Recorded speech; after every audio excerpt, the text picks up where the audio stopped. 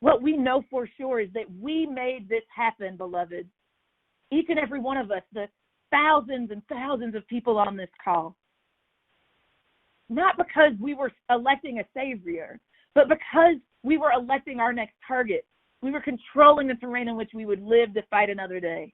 We came together because our people believe in democratic and participatory governance, and they deserve it for us and by us.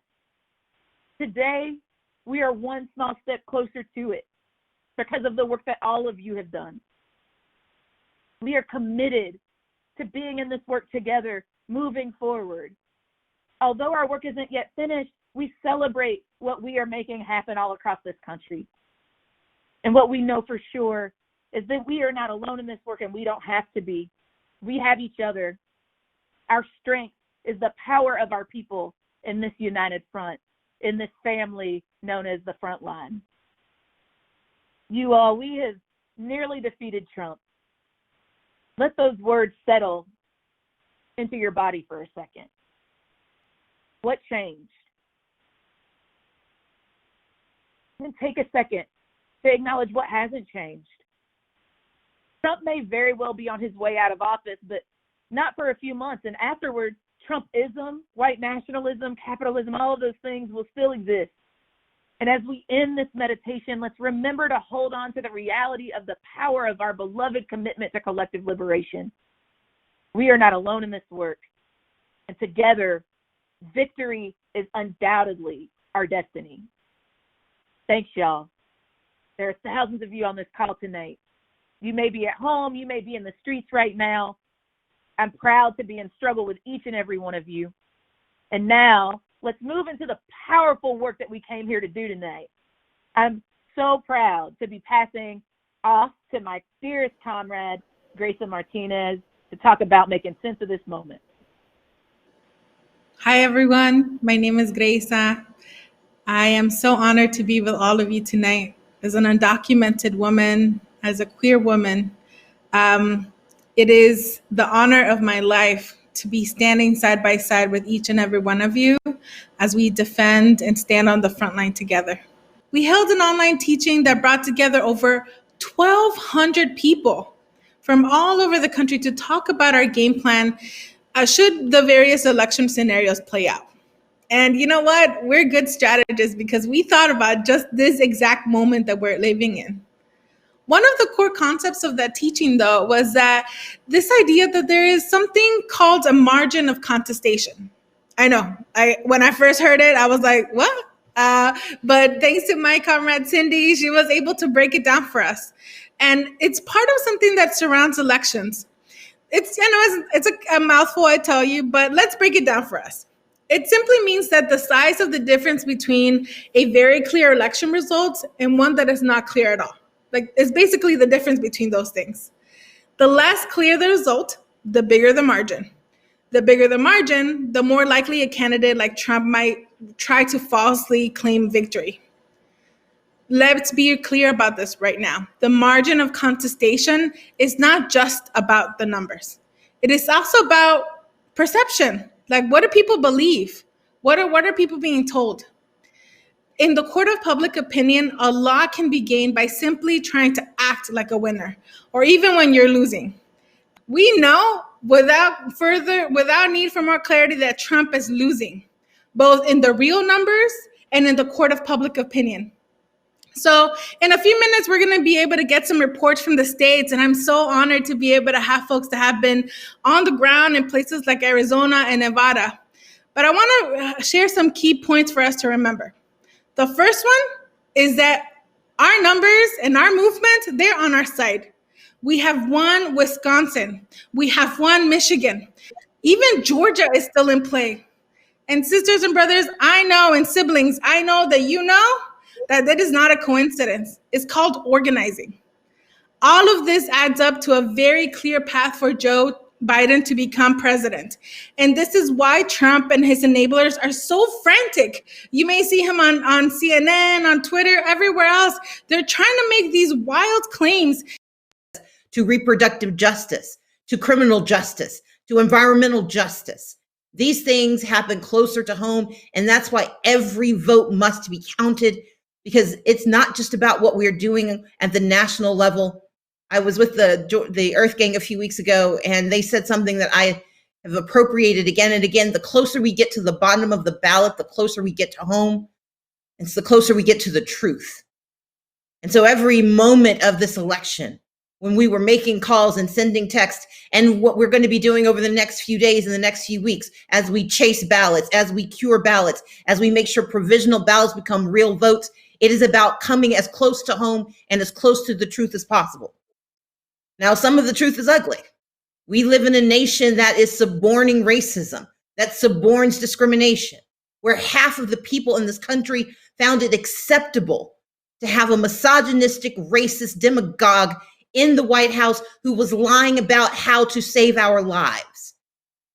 But the reality is, half isn't the whole, and the other half is even larger than we imagine. When Black communities rise, we lift everyone with us. When Latino communities rise, we lift everyone. When AAPI communities rise, we lift everyone. When Native American communities rise, we lift everyone. When the marginalized and the disadvantaged rise, we gain the power that belongs to us. And we know that power is real because they are doing everything in their power to stop us from achieving our own. But I know a little something about power. I've been watching it for a long time, rarely had any of it of my own. But what I've learned is that you don't get the power you ask for, you get the power you take.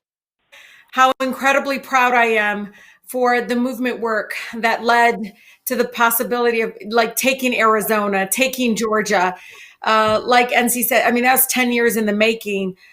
So much of the work that you all have been putting towards making sure people like me and you and all of us are seen and heard at all levels of government. And so I just want to thank you and congratulate you in that you all have probably saved our country tonight from continued hate agenda coming out of the White House and so much other more painful oppression that we all feel. I know we're exhausted. I know we're tired, but I want you to know that because you focused on people, not polls, you focused on people, not the consultants and this transactional type of relationship that folks are thinking results in change and wins. It doesn't. Don't underestimate the direct human contact. Don't underestimate movement work around issue campaigns, ballot measures. All of that has amounted to us being able to raise our voices in such a powerful collective way. And so I just want to thank you all because I can tell you, sitting here in a 13 district where we are the third poorest congressional district in the country. And when we look at these numbers as they come in, it's communities like mine that have stood up and said, no more hate, no more corporate greed. We're tired of it. And they understand that what might result tonight is not our destination. It's just the door of the possibility. And I was taught here in one of the most beautiful, blackest cities in the country is that transformative change doesn't happen because of who's in the White House or who's in the halls of Congress. It's because of movement work. It's because we demand it from the street on. It starts right here, rooted in our communities. And so I want to thank you all so much for your courage and for your faith in believing in a people-centered movement and people, again, versus all of the other transactional kinds of types of politics that just has not worked for us. And it continues to fail our country. Thank you. Thank you for making Arizona, I loved it, Lucha Blue. Thank you to Ense and all the folks that work on increasing turnout in Georgia and really making sure communities of color are, again, seen and heard. I'm here with you all. Our squad is getting better, but bigger. Our squad is getting bigger. And what I love too is that we are also, you know, when folks come on, let's turn out. I'm like, let's squad up. Let's just really understand that us activists, advocates should also be running for office, that it's about time that we don't wait and say, okay, let's bring a chair to the table. I'm about taking those chairs, shaking that table and demanding change now because we're tired of waiting. So thank you again. I just cannot wait to see what we're capable of in the next year as we again continue to do this powerful work that is resulting in real change. Thank you all so much.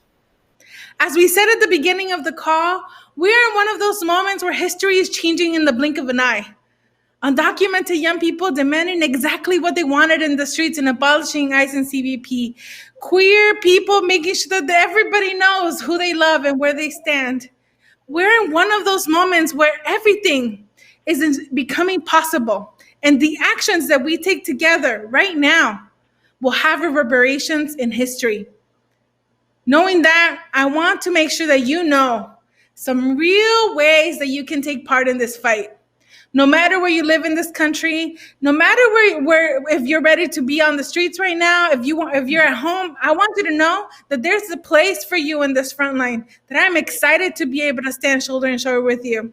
So for the next month, we need everyone to be on this call, to be ready for action. So here are the things that we can do to make sure that we're moving together. Number one, you ready? Okay, we're gonna prepare for action. Regardless of if the election gets more contested or if Biden is declared a winner, we will prepare to move into action. We need people who are willing to host actions in your cities, those that are willing to come out to them and bring family and friends and food and music and joy. We need you. And we may not always get a lot of notice. I think that that's one of the things that makes this moment so electric, is that at any moment's notice, we must be able to move. We've done it before, we can do it again. You know, this moment can be filled with a lot of uncertainty. But I know this, that you are worthy to be able to live in a country that sees you for exactly who you are.